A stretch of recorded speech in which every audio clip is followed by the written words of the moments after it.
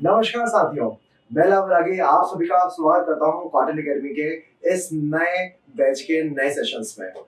Cotton academy किसी ने सोचा कि हम हमेशा लाते हैं कि प्रीलिम्स की तैयारी आपके पास में करवा रहे हैं, फिर मेंस का कई सारा पोर्शन आपके पास में लेकर उपस्थित हुआ जाता है। क्यों ना प्रीलिम्स और मेंस को इंटीग्रेट करके दोनों को समन्वित करके आप तक पहुंचाया जाए। और इसी सोच के साथ में ये बैच आपके सामने लॉन्च किया जा रहा है, जिसके अंदर में प्री के साथ साथ में मेंस के भी पहलुओं को छुआ जाएगा, उन्हें भी समझाया जाएगा, ताकि एक शब्द निकल के आता है, समझिएगा, उसको बोलते हैं कॉम्प्रिहेंसिव स्टडी, समग्र तैयारी। अगर हम प्रीलिम्स पढ़ने जाएंगे तो आप क्या करोगे, केवल फैक्ट उठा के रख लिए कि यार सिर्फ अपना विषय जो आने वाला है वो है भूगोल, ज्योग्राफी। आपने करा दुनिया के कौन कौन से महत्वपूर्ण पर्वत है कि भैया रॉकी नॉर्थ अमेरिका में आ रहा है, इंडीज साउथ अमेरिका में आ रहा है, हिमालय अपने एशिया में आ रहा है। परंतु अगर आपसे क्वेश्चन थोड़ा अलग तरह से पूछा जाए, क्वेश्चन अगर ऐसा बने मेंस के स्तर पे कि बताइए एंडीज पर्वत का साउथ अमेरिका की क्लाइमेटोलॉजी में या क्लाइमेट्स को डिसाइड करने में किस तरह का योगदान है। सेम क्वेश्चन भारत में आ सकता है कि हिमालय भारत में जलवायु को प्रभावित करने के लिए कितना उत्तरदायी है। फिर ऐसे क्वेश्चन तो फिर आपसे डील नहीं होंगे। क्यों? कि हमने तो केवल पढ़ा है कि हिमालय की ऊंचाई कितनी है, कहां से कहां तक विस्तार वाला है, इसकी ऊंची चोटी कौन सी है, फलाने की ऊंची चोटी कौन सी है। समझ रहे बात को? और अगर आपने केवल और केवल मेंस पढ़ा, केवल और केवल कि पर्वत कैसे बनता है और उसमें फैक्ट नहीं है, मतलब दोनों ही तैयारी में कुछ ना कुछ आपको अधूरापन दिखेगा। उसी अधूरेपन को दूर करने के लिए एकेडमी ने, कॉटन एकेडमी ने इस नए वाले प्लान को, नए वाले सेगमेंट को आगे बढ़ाया है कि प्री के साथ साथ मेंस को भी आप तक पहुंचाया जाए। चलिए, तो आज हम बात करेंगे, या हम आज इस यात्रा में हम आगे बढ़ रहे हैं, उस विषय का नाम है भूगोल। और आज एक दो क्लास में आपको थोड़ा सा मैं इंट्रोडक्शन समझाऊंगा, आपकी समझ विकसित होगी कि हम इस विषय को क्यों पढ़ें, इस विषय के अंदर में हमको कहां तक अपने आयामों को खोलना पड़ेगा, डायमेंशंस को देखना पड़ेगा, कहां से क्वेश्चन आने के चांसेस ज्यादा रहते हैं, कहां पर हमको किस प्रकार का उत्तर लेखन का प्रयास करना है, वो सारी कहानी आपको इस इंट्रोडक्शन क्लास में देखने मिलेगी। परंतु एक बेसिक चीज निकल के आती है, आप किसी भी विषय को पढ़ रहे हो कि ये विषय है क्या। जब तक आपके दिमाग में उस विषय से प्रश्न ये ना आए कि हम तुमको क्यों पढ़ें, तब तक वो इंटरेस्टिंग नहीं बनेगा। और आप सभी को पता है कि अगर विषय इंटरेस्टिंग नहीं है, पढ़ाई इंटरेस्टिंग नहीं है, तो आप करोगे नहीं। भाई लंबा समय होता है पीएससी और यूपीएससी तैयारी करना, 1 साल 2 साल 3 साल तक आपको पढ़ना होता है, चीजें निकालना पड़ती हैं। और अगर उसमें बोरियत होने लग जाए तो फिर पढ़ाई बोझिली रहती है और बोझ को आप कोई धारण नहीं करना चाहता। तो मजे की बात है कि ज्योग्राफी को पढ़ने का सबसे पहला क्वेश्चन निकलने आता है कि सर हम इसका अध्ययन क्यों करें, हमारा इसके प्रति इंटरेस्ट कैसे बने। अर्थ जान लो, इंटरेस्ट बन जाएगा कैसे। सबसे पहला शब्द है जियोग्राफी, जिसको अपन जनरली हिंदी में कहते कहते थक जाते हैं भूगोल विषय। कौन सा विषय? भूगोल। एक काम करते हैं, किसी भी चीज को अध्ययन करना हो तो उसको ब्रेक कर दो, बांट दो। ज्योग्राफी के अंदर में 2 अलग-अलग शब्दों को हम बांट सकते हैं। पहला जो शब्द आ रहा है उसको बोलते हैं जियो, और दूसरा शब्द कौन सा आ रहा है भैया? ग्राफी। वास्तव में जो जियोग्राफी शब्द है ये अंग्रेजी का ना होकर एक ग्रीक भाषा में शब्द बड़ा फेमस था। ग्रीक भाषा जियोग्राफिया, क्या शब्द था भैया? जियोग्राफिया। अब ग्रीक से मेरे को याद आ रहा है, क्या तुमको ग्रीक शब्द याद है? इसको यूनानी भी कहते हैं। यूनानी, भारत में यूनानियों का आक्रमण हुआ था कि नहीं हुआ था? सिकंदर आया था, सिकंदर याद होगा, सिकंदर का आक्रमण। अलेक्जेंडर, वो कौन थे?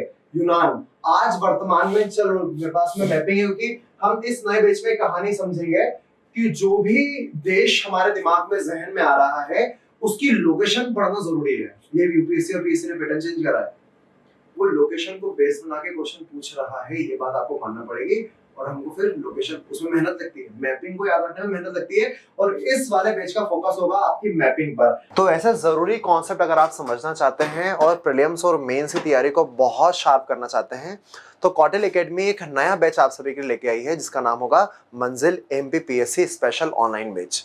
16 अगस्त से स्टार्ट हुआ है, तो सारे लोग जल्दी से, जो भी इंटरेस्टेड है और तैयारी करना चाहता है मेंस और प्रीलिम्स दोनों के साथ में कॉम्प्रिहेंसिव स्टडी, तो वो बैच को ज्वाइन कर सकते हैं। नीचे एक लिंक दिया गया है जिसके माध्यम से आप कॉटन एकेडमी के एंड्रॉयड एप्लीकेशन को डाउनलोड भी कर पाएंगे, जिसके माध्यम से आपको प्रत्यक्ष रूप से हमारी, स्पेशली मेरी, आपको लाइव क्लास देखने मिल जाएगी, मिश्र की लाइव क्लास आपको देखने मिल जाएगी, कई सारे वीडियो लेक्चर आपको मिल जाएंगे, साथ ही साथ टेस्ट सीरीज भी हम आपको इसमें फ्री में उपलब्ध करवाएंगे। तो बिल्कुल देर मत करिए, जो नीचे नंबर दिया गया है, अगर कुछ समस्या लग रही है, कुछ आपको क्वेश्चन दिमाग में है, तो उन सभी समस्याओं का समाधान उन नंबर पे आपको मिल जाएगा। तो कॉल करके एक बार बात कर लें और ज्वाइन करें मंजिल MPPSC स्पेशल ऑनलाइन बैच। तो एक बात समझ लीजिए कि कहाँ है भैया एथेंस, यूनान कहाँ पर है। तो जनरली जैसे ही आप यूरोप महाद्वीप में जाएंगे, कहाँ पर जाएंगे, यूरोप महाद्वीप में, तो जरा देखिएगा ये जनरली यूरोप महाद्वीप का दक्षिणी भाग है, ये आ रहा है तुर्की। ये कौन आ रहा है? तुर्की। तुर्की एशिया महाद्वीप में आता है और ये पूरा यूरोप महाद्वीप है। इसके मध्य में आपको एक सागर देखने मिल रहा है, भूमध्य सागर, और नीचे की तरफ में आपको देखने मिलेगा अफ्रीका महाद्वीप। नीचे अफ्रीका महाद्वीप है, ये यूरोप महाद्वीप, इधर की तरफ में यूरोप आ जाएगा, भारत इधर कहीं होगा अगर मैं पूरा होता है तो। इसमें आपको एक शब्द देखने मिल रहा है, ये वाला, ये दिखा, ये जो एरो बना हुआ है, इस लिखा है ग्रीस। क्या लिखा है? ग्रीस। और सर हम तो गाड़ी में भी ग्रीस वो लगता है, साइकिल में वही वाला क्या? अरे देश का नाम भैया, ग्रीस। यहाँ पर जब शब्द जुड़ा हुआ है एथेंस, एथेंस वहां का सबसे फेमस शहर रहा है। और इसी ग्रीस को पहले के समय पे कहा था क्या? यूनान। क्या बोल रहे थे भैया? यूनान कह रहे थे। और यहाँ से एक भाषा निकल के सामने आई, इस भाषा का नाम है ग्रीक भाषा, यूनानी भाषा इसको जनरली बोला जाता है। कौन सी भाषा? यूनानी भाषा। और आप सभी को पता है, इसमें थोड़ा सा मैं समझाऊं कि ज्योग्राफिया जो शब्द था वो ग्रीक भाषा में ही क्यों निकल गया, बाकी भाषा में क्यों नहीं निकला, फारसी में क्यों नहीं निकला, अरबी में क्यों नहीं निकला? इसका मेन मतलब यह है कि ये जो ग्रीस परंपरा थी, ग्रीक परंपरा थी, यूनानी परंपरा थी, यहाँ पर वो ज्योग्राफी के जो कॉन्सेप्ट थे दिमाग में, वो बहुत पहले आ चुके थे, बहुत पहले आ चुके थे। यहाँ पर के कई सारे लोगों ने बहुत पहले, आज से लगभग 1000 साल पहले, ज्योग्राफी के कई सारे कॉन्सेप्ट को डिस्कस करना चालू कर दिया था समाज के सामने। और आप सभी को पता है ये वही भूमि है जहाँ पर कई सारे दार्शनिक जन्म लिया है। और दार्शनिकों का नाम पता होगा, आपने सुना होगा एक व्यक्ति का नाम जिनका नाम था सुकरात। बड़े ही अच्छे विचारधारा वाले, दर्शन की क्लासेस में आप पढ़ोगे। इनके शिष्य थे कौन? प्लेटो। इनके शिष्य कौन थे? अरस्तु। अरस्तु का नाम तो बड़ा फेमस होगा। अरस्तु की ये कई सारे इन्होंने चीजें भी लिखी हैं, ये बहुत अच्छा कोटेशन भी लिखा है, सच्ची खुशी हमारे अंदर छिपी होती। बहुत लॉजिकल दार्शनिक थे। इनके शिष्य थे सिकंदर, और इसी सिकंदर ने भारत का आक्रमण भी करा था, वो इतिहास में आप पढ़ोगे। तो ये जो परंपरा रही थी, इस परंपरा में बहुत पहले ही एक शब्द आ गया था, बहुत पहले ही दिमाग में आ गया था। किसके बारे में? पृथ्वी के बारे में, पृथ्वी के अध्ययन के बारे में। तो वहां से एक शब्द निकल के सामने आया, उस शब्द का नाम था क्या था? ज्योग्राफिया। और ज्योग्राफिया शब्द को व्युत्पन्न करते करते बन गया ज्योग्राफी। और ज्योग्राफी को हम आज पढ़ते समय दो भागों में बांट रहे हैं, एक है जियो और दूसरी का नाम है ग्राफी। या ग्राफी जनरली ऐसे भी लिख सकते हैं, वाई भी लगा सकते हैं। तो जियो का मतलब यहाँ पर किससे है? पृथ्वी। जियो का मतलब जियो और जिनो तो या मुकेश अंबानी ने जो फ्री डाटा चला दिया वो नहीं है, उसकी स्पेलिंग अलग है। पृथ्वी। ग्राफी का मतलब होता है किसी भी चीज का वर्णन करना या किसी के बारे में बताना, विवरण देना। मतलब इन शॉर्ट सरकारी परिभाषा है कि जब जब आप पृथ्वी के बारे में कुछ बताने जाओगे, उसका वर्णन करने जाओगे, उसका विवरण देने जाओगे, तो उस विषय को कहा जाएगा क्या? ज्योग्राफी। क्लैरिटी इस बात पे? पृथ्वी के बारे में, किसके बारे में बताना है भैया? पृथ्वी के बारे में वर्णन करना है। अब तुम जैसे ही तुम्हारे दिमाग में पृथ्वी आती है, एक चीज तो पहला ही है, जैसे मैंने तुमको बोला पृथ्वी, तुम्हारे दिमाग में क्या क्वेश्चन आएगा? सबसे पहला क्वेश्चन तुम्हारे दिमाग में आना चाहिए कि सर पृथ्वी क्या है। क्वेश्चन आना चाहिए ना कि अगर हम अध्ययन कर रहे हैं, किसी भी चीज का वर्णन कर रहे हैं, हमें पता ही नहीं है ज्योग्राफी किस चिड़िया का नाम है या कोई फसल है कि पादप है, पता ना, पता चलिए कि विषय है जिसको हमको पढ़ना है। तो पृथ्वी क्या है? पृथ्वी क्या है? तो जरा पन्नों को छानते हैं अपन ज्योग्राफी के। तो पहला शब्द निकल के आता है ज्योग्राफी क्या है में? पृथ्वी एक तरह का ग्रह है। ज्योग्राफी का अध्ययन, पृथ्वी का अध्ययन। पृथ्वी क्या है? प्लेनेट। क्या एक तरह का प्लेनेट। अब दिमाग में आ रहा है प्लेनेट क्या होता है, ग्रह क्या होता है, कहाँ है ये, कहाँ है? व्युत्पत्ति शब्द निकल आए, सर कहाँ है, लोकेशन क्या है? तो सारे के सारे लोग मेरी बात को बहुत ध्यान से सुनना। आपके इस पूरे डायमेंशंस को मैं ओपन करके एक अलग दुनिया में ले जाना चाहता हूँ। उस दुनिया से हम वापस पृथ्वी पर आएंगे। कैसे? इधर उधर मत खो जाना, यहीं पर रहना है, परंतु मजा आएगा। आप अपने दिमाग से कल्पना करो ये दुनिया कितनी बड़ी है। दुनिया आप सोचे जाओ, कितनी बड़ी कल्पना करो, करे जाओ। जो अंतिम चीज आपको देखने मिलेगी, जो सर्वोच्च सत्ता आपको देखने मिलेगी, उसी को हम बोलते हैं ब्रह्मांड। क्या बोलते हैं भैया? ब्रह्मांड, यूनिवर्स, कॉस्मोस। क्या बोलते हैं? यूनिवर्स, ब्रह्मांड या कॉस्मोस। प्रश्न, सर ये ब्रह्मांड कितना बड़ा है, कोई बता नहीं पाया। सही बताऊं तो सब लोग कयास लगा रहे हैं, इतना फैला हुआ है, इतना फैला हुआ है, बहुत बड़ा है। सर ब्रह्मांड में क्या है, तो ब्रह्मांड में आपको आंसर मिलेगा अरबों आकाश गंगाएं आपको देखने मिलेगी। क्या देखने मिलेगी भैया? अरबों आकाश गंगाएं। आकाश गंगा मतलब इंग्लिश में आपने शब्द सुना होगा, आकाश गंगा होती है गैलेक्सीज। क्या होती है भैया? गैलेक्सीज। अरबों आकाश गंगाएं आपको देखने मिल रही है, करोड़ों आकाश गंगाएं देखने मिल रही है।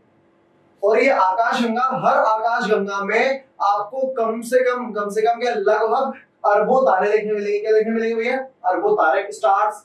हर आकाश गंगा में आपको अरबों स्टार्स देखने मिल रहे हैं।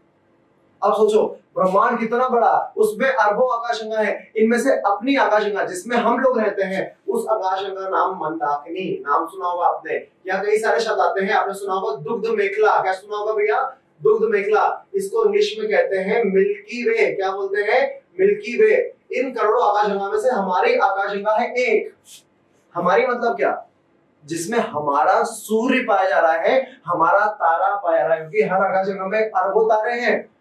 उस आकाशगंगा का नाम मिल्की वे है, दुग्ध मेखला है, जिसमें हमारे सूर्य देवता पाए जा रहे हैं।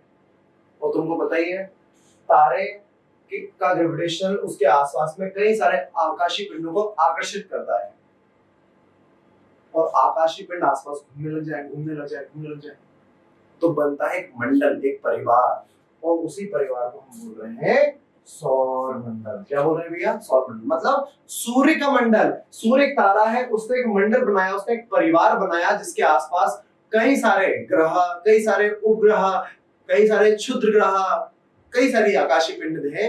उन सभी को हम क्या बोल रहे हैं भैया? सौर मंडल। एग्जांपल के लिए सौर मंडल में कौन आता है? सबसे पहला है कौन? सूर्य देवता, क्योंकि मुख्य तो यही है।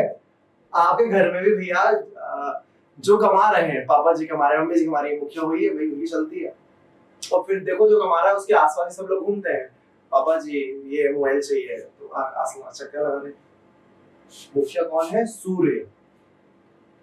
सूर्य के चक्कर लगाने वाले को हम कहते हैं ग्रह। अब शब्द निकल जाएगा। जो सूर्य की दीर्घवृत्ताकार परिपथ में परिक्रमा करता है वो कहलाता है प्लेनेट या ग्रह।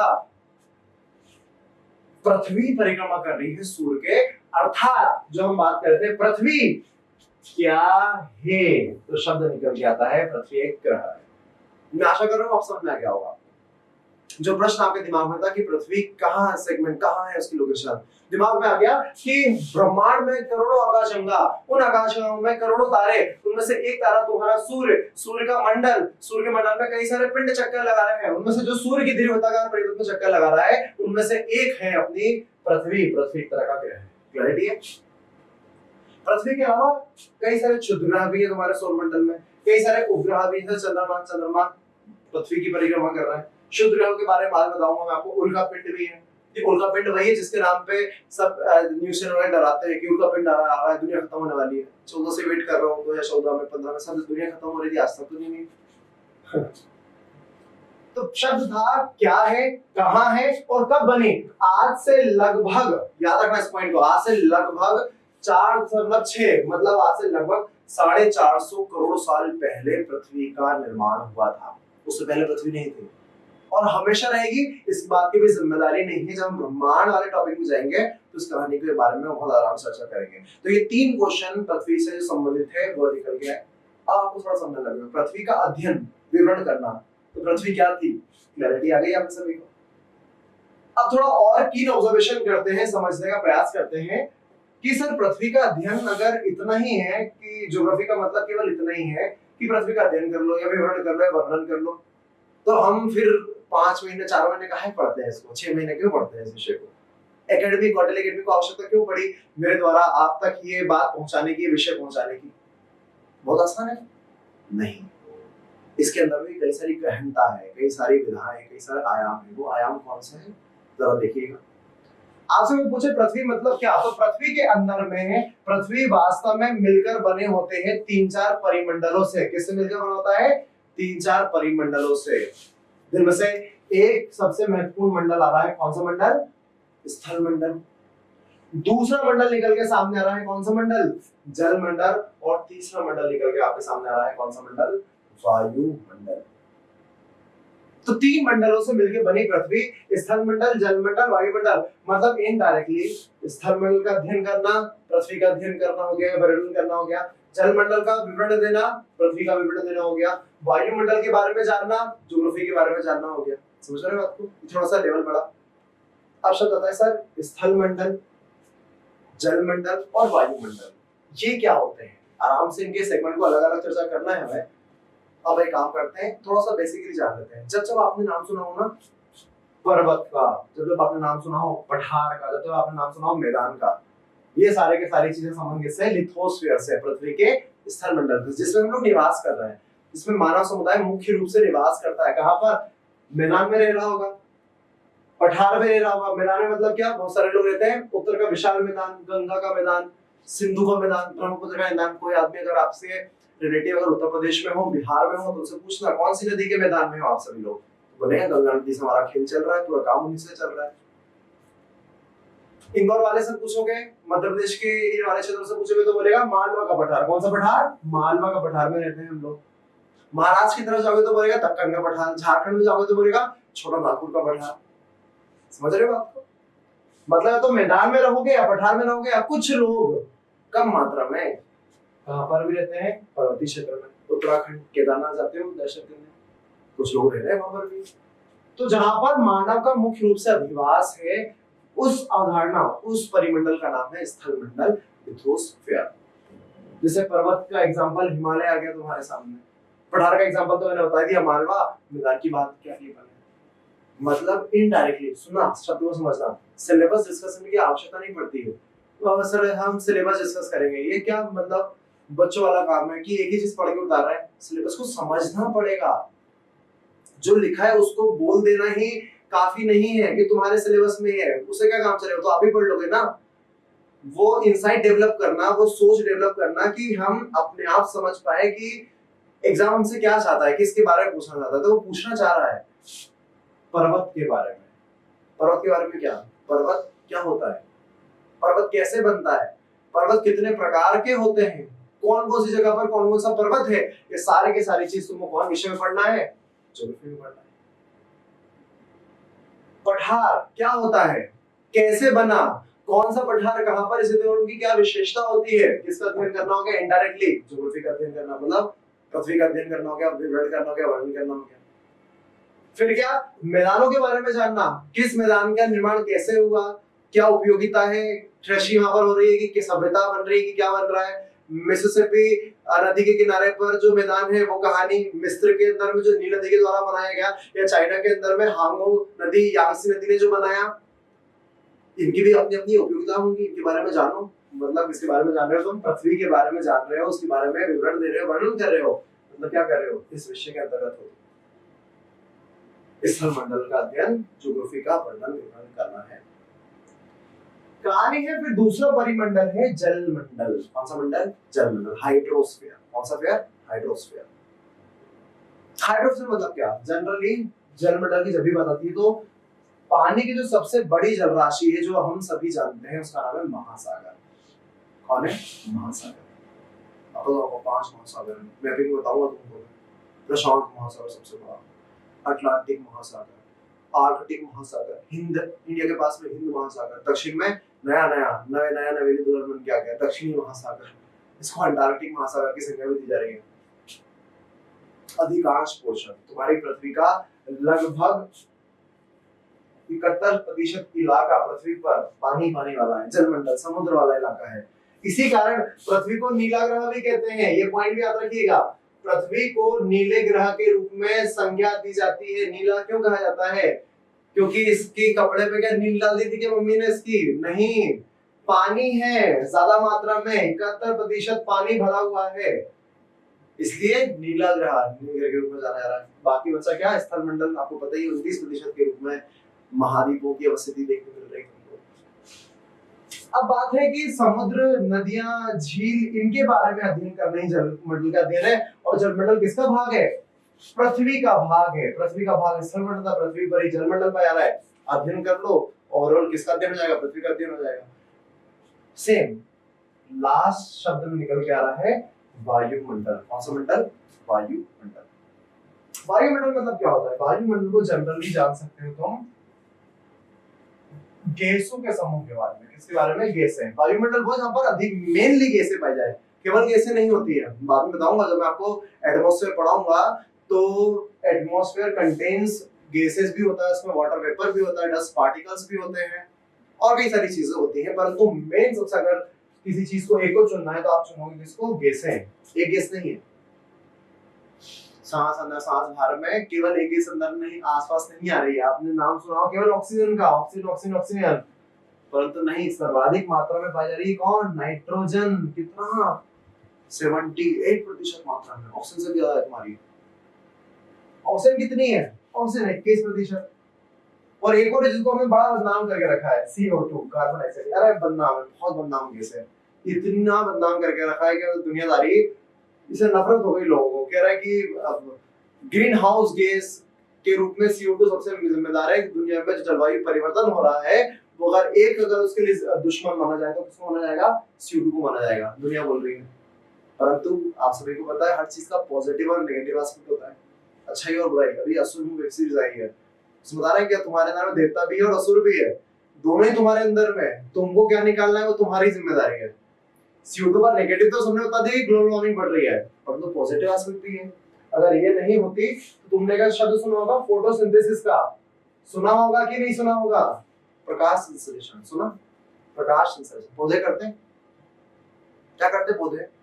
तुम खाना खा रहे हो तो खाना बना कौन रहा है? कि मम्मी बनाती है, भाभी बनाती है, काम करने वाली आंटी जी बनाती है। नहीं भैया, उन्होंने पालक बनाया क्या? उन्हें लौकी बनाई नहीं, उन्हें लौकी को काट के बस तुम्हारे सामने उबाल के मिर्च मसाला डाल के तुम्हारे सामने रख दिया। वास्तव में वो फल किसने बनाया? प्रकृति ने। प्रकृति ने उस पादप ने, उस पौधे ने बनाया। किस प्रोसेस से बनाया? किस प्रक्रिया से बनाया? नाम है उसका फोटोसिंथेसिस, प्रकाश संश्लेषण। तो जितने भी वनस्पति आप देखने मिल रहे हैं आपको, हर तरह का प्लांट वो एक ही चीज कर रहा है, प्रकाश संश्लेषण। क्या कर रहा है? प्रकाश संश्लेषण। अगर ये करना बंद कर दे प्रकाश संश्लेषण, तो तुम्हारे पर क्या प्रभाव पड़ेगा पता चलेगा। प्रकाश संश्लेषण उसको देखो जरा, बचपन से पढ़ा होगा। पादप CO2 को, H2 को ग्रहण करते हैं सूर्य के प्रकाश की उपस्थिति में और हरित लवक की उपस्थिति में, क्लोरोफिल की उपस्थिति में, और बनाते हैं C6H12O6 और क्या निकाल देते हैं? ऑक्सीजन निकाल देते हैं। अब ये प्रक्रिया ही अपने आप में इतनी खतरनाक है, इतनी जरूरी है कि मेरे को कुछ बताने की आवश्यकता ही ना पड़ जाए। इसमें डिसीजन निकल जाएगा मामला। क्या कि पौधे अगर C6H12O6 कार्बोहाइड्रेट, ग्लूकोज जो हमको चाहिए, हमारे शरीर को चाहिए, जो तुम चावल खा रहे हो, जो तुम गेहूं खा रहे हो, तुमको यही तो चाहिए। और दूसरा तुमको क्या चाहिए? ऑक्सीजन। ऑक्सीजन के बिना तो जीवित जीवन की कल्पना ही नहीं है, क्योंकि हमारी प्राणवायु है ऑक्सीजन। ये दोनों मिल रही है पादपों द्वारा, और पादप कर रहे हैं फोटोसिंथेसिस। जरा ध्यान से देखो, ध्यान से देखो इसको। क्या लिखा है? ये क्या लिखा है? CO2 को ग्रहण करते हैं, पानी को ग्रहण करते हैं, और पानी और CO2 ना हो तो भैया दुनिया में से पृथ्वी से CO2 हटा दी, फिर क्या प्राकृतिक रूप से क्या प्रकाश संश्लेषण कर पाएंगे पौधे? CO2 ही नहीं है। तो यही तो कार्बन बाद में ग्लूकोज में कन्वर्ट हो रहा है, सरल कार्बनिक तत्व जटिल कार्बनिक तत्व में कन्वर्ट हो रहा है। अगर इसको डालोगे तो फिर आगे बढ़ पाओगे क्या? नहीं बढ़ पाओगे। मतलब कार्बन डाइऑक्साइड अगर 0.03% में अगर पृथ्वी पर है, तो भले तुम उसको कितने भी गरियार हो, एक लिमिट मात्रा में उसका होना अनिवार्य है। अगर नहीं होगा तो नुकसान इवेंचुअली, खाना ही नहीं मिलेगा हमको, सांस ही नहीं आ रही, जीवित रह पाएंगे हम? जरूरी है हर चीज का कुछ ना कुछ पॉजिटिव नेगेटिव एस्पेक्ट देखने मिलेगा। तो वास्तव में इसी वायुमंडल की इन गैसों का, देखो मैं अभी वायुमंडल नहीं पढ़ा रहा हूँ, मैं बस आपको इंट्रोडक्शन दे रहा हूँ कि अपन को क्या पढ़ना है। अब आ रहा होगा तुमको मजा, अरे ये तो हमने सोचा नहीं था सर कि स्थलमंडल में यही चीज पढ़ना होती है, ये वायुमंडल का तो हमने कभी ऐसा सोचा ही नहीं, CO2 का तो हमने कभी सोचा ही नहीं सोचा। तभी तो यही तो गलती है हमारी, हम रट्टे पे फोकस कर रहे हैं। और निकालता कौन एग्जाम? जो कॉन्सेप्ट बना रहा है, जो कॉन्सेप्ट बिल्डिंग कर रहा है। कॉन्सेप्ट बिल्डिंग एक नींव की तरह है, नींव एक बार तैयार कर ली तो फिर तुम ऊपर कुछ भी कांच कुछ लगा दो, फिनिशिंग कुछ भी करना, कोई दिक्कत नहीं आएगी। तो कॉन्सेप्ट ये है कि ये जो कहानी है वायुमंडल, जलमंडल, स्थलमंडल, ये तीनों मिलके ही पृथ्वी का निर्माण करते हैं। पृथ्वी और कुछ नहीं है, तीनों का समूह ही है। और मजे की बात ये है कि जहां जहां ये तीनों मिल जाते हैं, जैसे ही यह तीनों मिल जाए, सुनना है मेरी बात को, जैसे ही किसी भी क्षेत्र पर, किसी भी ग्रह पर ये तीनों मिल जाए, तो स्थल मंडल के मिलने से, जल मंडल के मिलने से और वायुमंडल के मिलने से एक नए मंडल की उत्पत्ति होती है। उस नए मंडल को कहते हैं जय मंडल, बायोस्फीयर। क्या बोलते हैं? बायोस्फीयर। नहीं समझे बात को? समझ लो इस बात को। जैव मंडल वास्तव में सजीवों का मंडल है। सजीव, सजीव जो जीवित है। दो ही तरह की चीज होती है, सजीव और निर्जीव। जिनमें जीवन है वो सजीव। कौन है? लगा दिमाग। मानव है कि नहीं है? अब तुम वो डायलॉग बोलने लगना हो, जिंदगी ना मिलेगी दोबारा का, ख्वाब देखते हो तो जिंदा हो तुम। अरे भैया, तुम्हारी सांस चल रही है, धड़कन चल रही है, दिमाग चल रहा है, तुम जिंदा हो। ख्वाब देखना वाला ना, वो शायरों वाला सजीवता का उदाहरण है। हम वैज्ञानिक सजीवता की बात कर रहे हैं, हम काल्पनिक सजीवता की बात नहीं कर रहे हैं। तो सजीवों के मंडल में सबसे मेन आ रहा है कौन? मानव। वो ना, सुन रहे हो मेरे को? मैं भी बोल रहा हूँ। हम मरे बाप बधाई हो, सर ने तो पहली बार बताया, सबको पता है। दूसरा, क्या जंतु जानवर सजीव है? कुत्ते को पत्थर मारा, वो भोगता है। वो गाय को रोटी तो ऐसे करती है। क्या कुत्ता भी अच्छा हो सकता है? उसको भी तुम खिलाओगे तो वो भी तुम्हारा ही सहयोग करेगा। सभी जानवर सजीव है। मानव भी तो एक ही कैटेगरी में था। मानव को बाद में बुद्धिमत्ता के कारण अलग कर दिया, अदरवाइज तो human is a social animal. बस एक सोशल का शब्द हटा दो, है तो एनिमल ही ना। नहीं समझे? कोई बात नहीं, सोशियोलॉजी में समझोगे, अभी नहीं समझोगे। मानव और जंतु सजीव, उसके बाद में क्या मामला निकल के आ रहा है? अभी यहाँ बताया मैंने, वनस्पति पादप प्रकाश संश्लेषण कर रहे हैं। पादप वो भी सजीव आते हैं। इसको तो तुम्हारे भारतीय वैज्ञानिक थे जगदीश बसु साहब, उन्होंने बताया कि यार ये पादप जो है अपने मन से खाना बना रहे हैं, रासायनिक प्रोसेस प्राकृतिक रूप से खुद से कर रहे हैं, किसी की आवश्यकता नहीं पड़ रही। ये पेन को मैं बोलूं, इस पैनल को, ये जो आपके सामने ये बोर्ड लगा, डिजिटल बोर्ड, या इस मार्कर को मैं बोलूं, या मेरे मोबाइल को बोलूं, मेरे चश्मे को बोलूं, मेरे पेन को बोलूं, इसकी अगर स्याही एक बार खत्म हो जाए, अपने मन से भर लेगी ये स्याही, रिफिल हो सकती है क्या?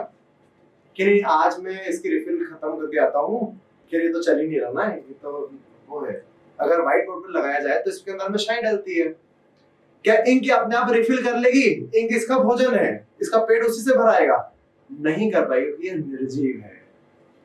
जबकि वनस्पति स्वयं का भोजन खुद बना रहे हैं, इसी कारण पादपों को सजीव में रखा जा रहा है।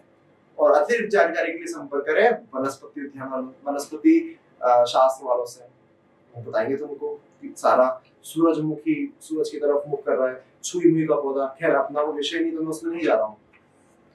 तो मानव, जंतु, पादप और एक और आता है सजीव में, उनको अपन बोलते हैं सूक्ष्म जीव। और इन्हीं सभी को बोलते हैं सजीव, और यही निर्माण करते हैं किसका? जैव मंडल का। यही कहलाते हैं जैव मंडल, जीवितों का मंडल।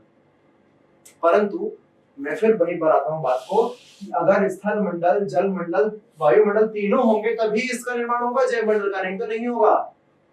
ऐसा कैसे बोल दिया सर आपने? ऐसे कैसे? मतलब ऐसे ही नहीं चलेगा, ऐसे नहीं चलता। तो आप खुद लगा दिमाग। स्थल मंडल तुम्हारे पृथ्वी पर अगर होता है, ठीक है, जल मंडल भी होता, कल्पना कर लो तुम्हारी, एक काम करूं मैं, वायुमंडल हटा दूं, इसको क्रॉस कर दूं, जी पाओगे? जी पाओगे? सांस रोको, तुम ज्यादा देर मत रोको, नहीं तो मेरे नाम पे तुम्हारा मामला आएगा। इस सर ने बोला था सांस रोकी, तो सांस रोकते रोकते एक्सपेरिमेंट करने पे कह रहे अब आ ही नहीं रही है। नहीं रोकोगे ना, पर रामदेव बाबा ज्यादा तो 1-2 मिनट रुक सकते हैं। ऑक्सीजन तो जरूरी है, वायुमंडल तो जरूरी है ना। वायुमंडल नहीं तो क्या मानव रहेगा, जंतु रहेगा, पादप रहेगा? कोई नहीं रहेगा। जैवमंडल खत्म, खत्म। चलो वायुमंडल दे दिया, तुम टेंशन में आ गए यार, तुम टेंशन में आ गए कि यार नहीं सर, ऐसे वायुमंडल को खत्म कर दिया, तो ऐसे क्यों कर दिया? चलो वायुमंडल दे दिया, वायुमंडल की जगह पर स्थल मंडल भी है, वायुमंडल भी है, जल मंडल समाप्त कर रहा हूँ मैं। तो सर आप अजीब हो कि कुछ को समाप्त करने पे तुले, अरे मैं बता रहा हूँ, समझा रहा हूँ कि भाई स्थल मंडल हटा दो पृथ्वी से, ये जल मंडल हटा दो, स्थल मंडल है, वायुमंडल है। जी पाओगे? नहीं जी पाओगे। क्योंकि उसी प्रकाश संश्लेषण में CO2 के साथ साथ में H2O की भी जरूरत थी। और तुमको पता है जल ही जीवन है, पानी की जगह कोई और नहीं ले सकता, कोई और नहीं ले सकता। क्या सर? अरे हमको पता है, हमारे पास सुविधा है, वेदों में भी उसको लेके सोमरस। अरे भैया इसकी जगह कोई नहीं ले पाया आज तक भाई। जलमंडल जरूरी है। इसकी 10 चीजें बता सकता हूँ, अभी बस तुम्हारे ऊपर सोच लो। मैं कि तुमसे पूछ रहा हूँ, सोचने का बोल रहा हूँ। जल के बिना जीवन नहीं है, मतलब जलमंडल नहीं, इसलिए ढूंढ रहे हैं, मंगल पर जाकर ढूंढ रहे हैं कि पानी है कि नहीं है तेरे पास। चंद्रमा पर अभी चंद्रयान 3 इसी महीने में शायद इसरो द्वारा लॉन्चिंग होने वाली है हरिकोटा से। 2008 में जब छोड़ा था चंद्रयान फर्स्ट, उसने बोला था कि यहाँ पर शायद पानी के निक्षेप मिल सकते हैं, पानी के यहाँ पर कुछ साक्ष्य देखने मिले हैं। सब बोल रहे हो पानी मिल गया, पानी मिल गया। खुद से ले आओ बिस्लरी का पानी, जरूरी पानी वहां पर जरूरी है। बिना पानी के तो वहां पर रहना ही संभव नहीं है। क्यों नहीं संभव है? ये कहानी चल रही तुम्हारी।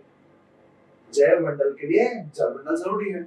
चलो पानी भी दे दिया कि सर आप पानी के लिए तरसा रहे हो, तुमको मैंने दे दिया जलमंडल भी, जाओ खुश रहो, वायुमंडल भी जाओ खुश रहो। ये ले लेता हूँ, ये नहीं दे रहा, सरमंडल नहीं दे रहा। सांस भी लो धूमधाम से, कपाल भारती करो, सांस अंदर सांस बाहर, अनुलोम विलोम करो, बाबा रामदेव बन जाओ। पानी पियो, बहुत पानी पियो। रहोगे कहाँ रहोगे? हवा मोड़ोगे क्या? पानी में रह सकते तो मछली भी नहीं हो, माना हो। रहना तो कहीं ना कहीं पड़ेगा ना भैया, पर्वत पर, पठार पर, मैदान पर। और ये सारे की सारी चीज कहां पर है? स्थल मंडल पर।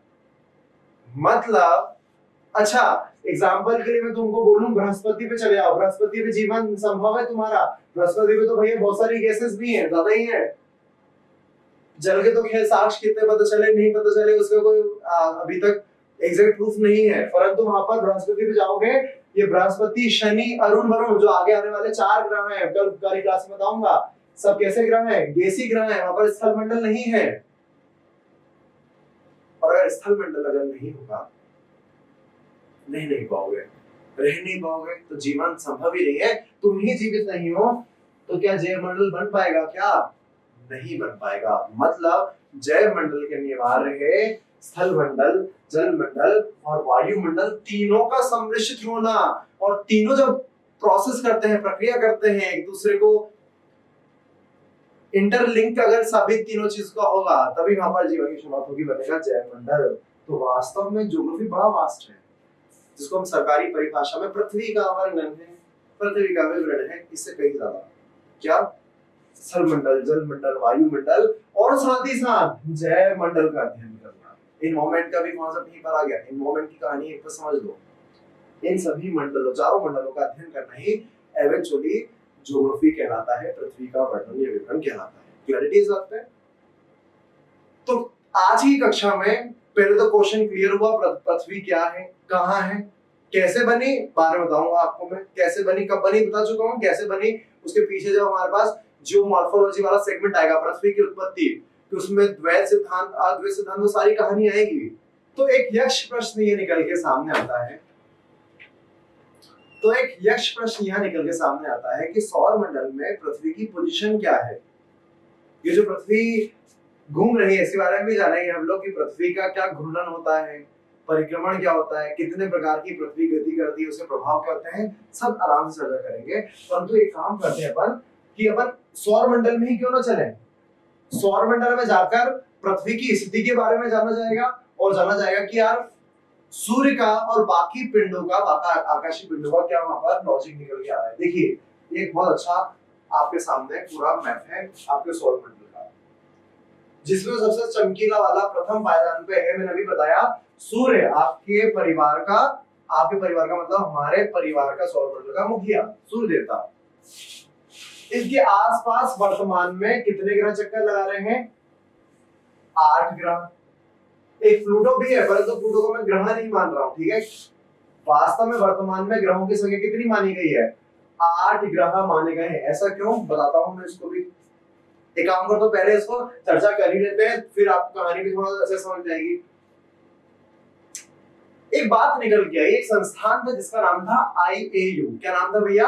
IAU, इंटरनेशनल एस्ट्रोनॉमिकल यूनियन के बारे में। कौन, क्या नाम था उसका? International astronomical union.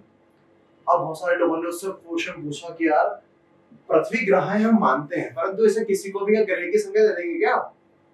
किसी को भी ग्रह मान दिया जाए, ऐसे अपने मन से ग्रह मान दिया जाए तो हर कोई जाएगा कि मेरे को भी ग्रह की श्रेणी दे दो, ग्रह की श्रेणी दे दो।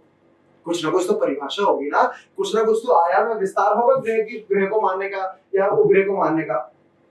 तो ये संस्थान international astronomical union, full form Hindi में याद रखिएगा, अंतरराष्ट्रीय खगोलीय संगठन, इंटरनेशनल एस्ट्रोनॉमिकल, याद रखना ये है एस्ट्रोनॉमिकल, खगोल शास्त्र संबंधित इसका मामला होता है। खगोल मतलब आकाशीय पिंडों का अध्ययन करना। इसमें आईएयू की एक सम्मेलन होता है, कहां पर हुआ भैया? 2006 में एक सम्मेलन हुआ। 2006 में सम्मेलन कहां हुआ?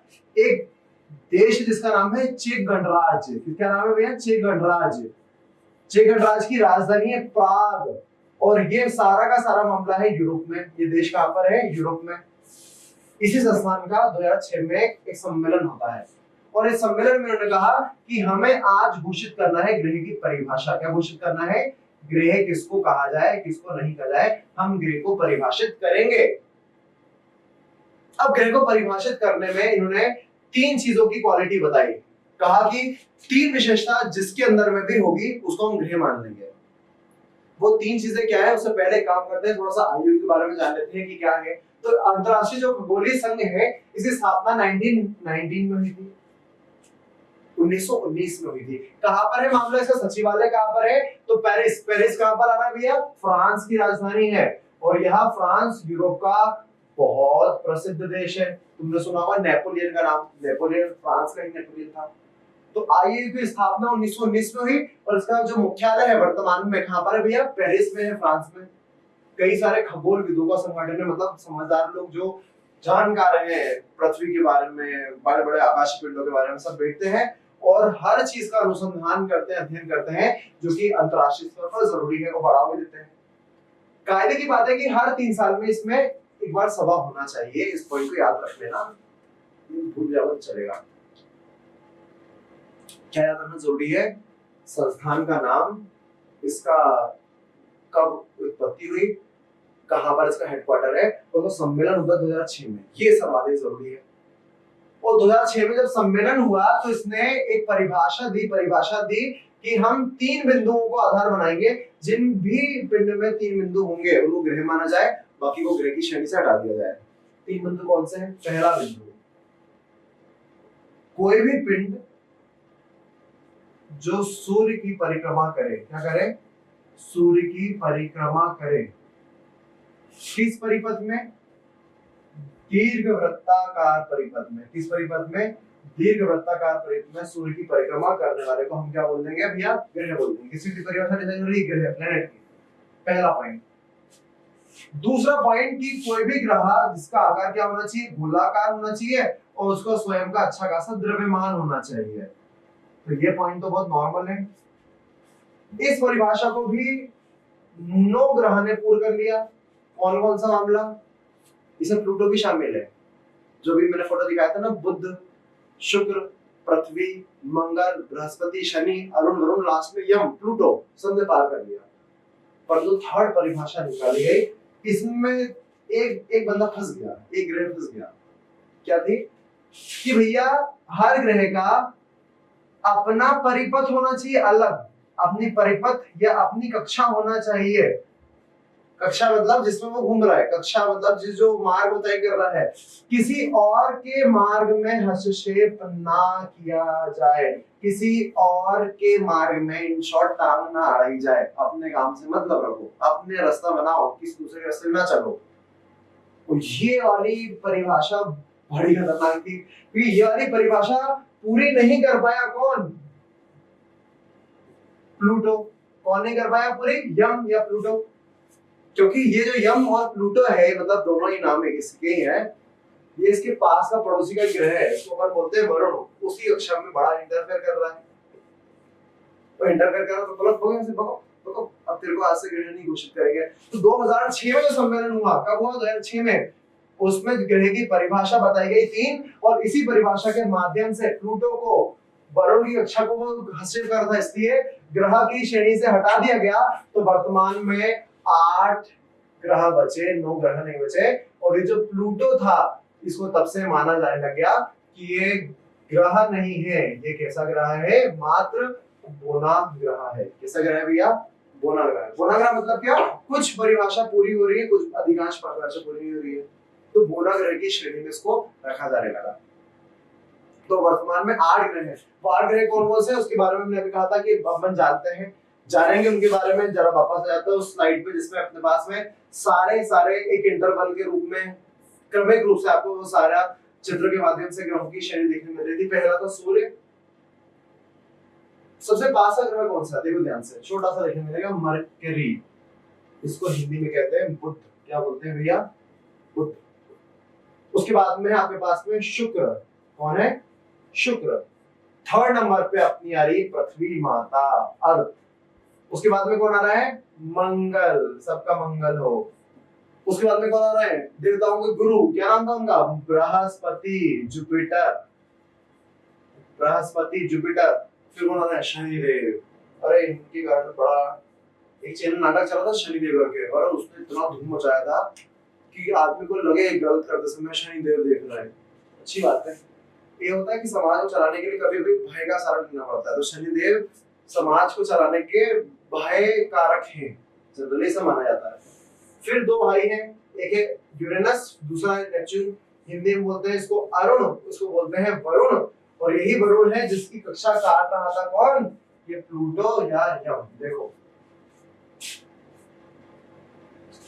ये 8 ग्रह वर्तमान में ग्रह माने जा रहे हैं। इसको ग्रह की श्रेणी से हटा दिया गया है क्योंकि अभी क्या में आ रहा है आपके सामने? बोने ग्रह के रूप में आ रहा है।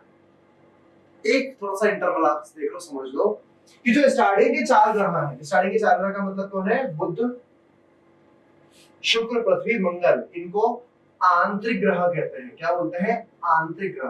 आंतरिक मतलब सूर्य के परिधि के अंदर अंदर है। ये कौन कौन से ग्रह हैं? ये चारों जो आपके सामने है ये बाह्य ग्रह हैं। मतलब इन शॉर्ट आपके सामने मैंने 2 सेनाएं बना दी, 4 पहले की 4 बाद की, दोनों की विशेषता अलग अलग है।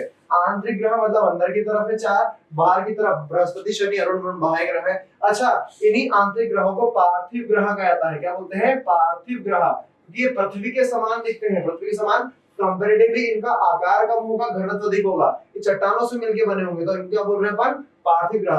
अच्छा, यहाँ पर आपको चट्टानें धूमधाम से देखने मिलेगी, चट्टानें देखने मिलेगी, रॉकी सरफेस देखने मिलेगी, अर्थात यहाँ पर निवास किया जा सकता है। यहाँ पर स्थल मंडल की प्राप्ति मिल जाएगी। कहाँ पर?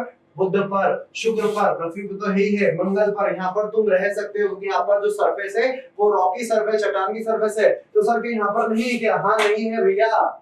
यहाँ पर अधिकांश मात्रा में गैस ही गैस पाई जा रही है। इन चारों को बोलते हैं गैसीय ग्रह। बृहस्पति, शनि, अरुण, वरुण वास्तव में गैसों के ही प्रमुख रूप से में गैसी गैस पाई जा रही है। रहना ही संभव नहीं है। स्थल मंडल का यहाँ पर 10 पार्टिकल है मार्केट में, हाँ रह नहीं सकते तुम। बृहस्पति को मैं झट से तुमको फेंकूं तो तुम दूसरी तरफ से बाहर निकल जाओगे।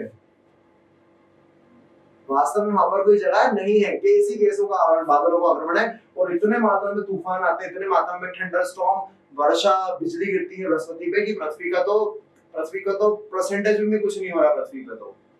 तो ये आंतरिक ग्रह या बाह्य ग्रह। ये पार्थिव ग्रह के साथ में इनको बोलते हैं जोवियन ग्रह। बाह्य ग्रह को जोवियन कहा जाता है, आकार बड़ा है इनका, जोवियन ग्रह। ये चट्टानों के बने हैं, ये गैसों के बने हैं। इनका कंपैरेटिवली इन लोगों का आकार क्या है? अंतर वालों का आकार कम है, छोटा है। देखो सबसे छोटा कौन? बुध, इसी में आ रहा है। पृथ्वी और शुक्र सेम में जुड़वा बहन को बोला जाता है। मंगल का भी आकार थोड़ा छोटा ही है, मतलब सभी का छोटा है। इनको देखो सब बड़े बड़े हैं। बृहस्पति, शनि, अरुण, वरुण, इनका आकार क्या है? बड़ा है। तो जब आप सोलर सिस्टम को इस तरह से अध्ययन करते हैं तो आपके सामने जो क्लैरिटी होती है, कॉन्सेप्ट क्लैरिटी, कि आपने आपसे कोई पूछे बड़ा, सबसे बड़ा बृहस्पति, सबसे पास का बुध, सबसे छोटा वो भी बुध। पृथ्वी कौन सा नंबर पे? जो 3rd नंबर पे है। सबसे अंतिम अभी कौन पाया रहा है? वरुण। पहले कौन था? प्लूटो। उसको हटा दिया। क्यों हटा दिया? आइए हटाया। क्या बोल के हटाया? क्योंकि तू किसी और की कक्षा में टांग अड़ा रहा है। कब हुआ था ये सम्मेलन, कब हुआ था? 2006 में हुआ था। कहाँ हुआ था? चेक गणराज्य में था। वो कहाँ पर है? यूरोप में है। इसकी राजधानी क्या है? प्राग। आईएयू क्या है? एक तरह की संस्थान है, खगोलविदों की संस्थान है। कब बनी? 1919 में बनी। कहाँ पर हेडक्वार्टर? फ्रांस की राजधानी पेरिस में। अब आपको समझ में आ गया होगा कि ज्योग्राफी संदर्भित सारे कॉन्सेप्ट हैं वो हम एक एक करके चैप्टर वाइज पढ़ेंगे। तो क्वार्टरली एकेडमी का ये बैच आपको बहुत हेल्पफुल होने वाला है, क्योंकि आज अपना इंट्रोडक्शन वाला सेशन है। तो मैं बहुत ज्यादा कहानी आपको ये नहीं बता रहा हूँ, ताकि आपको समझने में, कि आज जो आपको नई चीज पता चली है, मैं आशा कर रहा हूँ कि आपको बहुत सारी नई चीज पता चली होगी। बहुत बेसिक थी परंतु नई थी।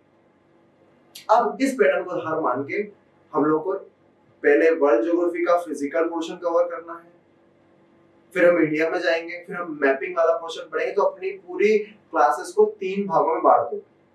पहला तो अपन जनरल फिजिकल ज्योग्राफी के सारे कॉन्सेप्ट, क्या होता है, कहानी क्या होती है। इसमें अपन को फिर एटमॉस्फेयर क्लाइमेटोलॉजी पढ़ना है, ओशियनोग्राफी पढ़ना है, फिर अपन इंडियन ज्योग्राफी में आएंगे। फिर ये सारा मामला फिनिश होगा तो अपन आएंगे मैपिंग पे। हर महाद्वीप की अलग अलग मैपिंग, जो सर्वाधिक जरूरी है प्रीलिम्स और मेंस क्वेश्चन से। तो मैं आशा कर रहा हूँ आपको ये सारी कहानी समझ आई होगी। तो ज्योग्राफी और अन्य विषयों को इसी इंटरेस्टिंग वे में अगर आपको समझना है, एमपीपीएससी के मेंस और प्रीलिम्स के सिलेबस को कम समय में कवर करना है, तो आप ज्वाइन कर सकते हैं क्वार्टरली एकेडमी का मंजिल एमपीपीएससी स्पेशल ऑनलाइन बैच, जो कि अभी जस्ट प्रारंभ ही हुआ है। और क्वार्टरली एकेडमी का मानना है कि अभ्यर्थियों के सामने पैसे की समस्या उनकी सफलता के बीच में अवरोध ना बने, इस कारण इस बैच की मात्र फीस घटाकर कर दी गई है 12,500 रुपये। तो जल्दी से ज्वाइन करिएगा।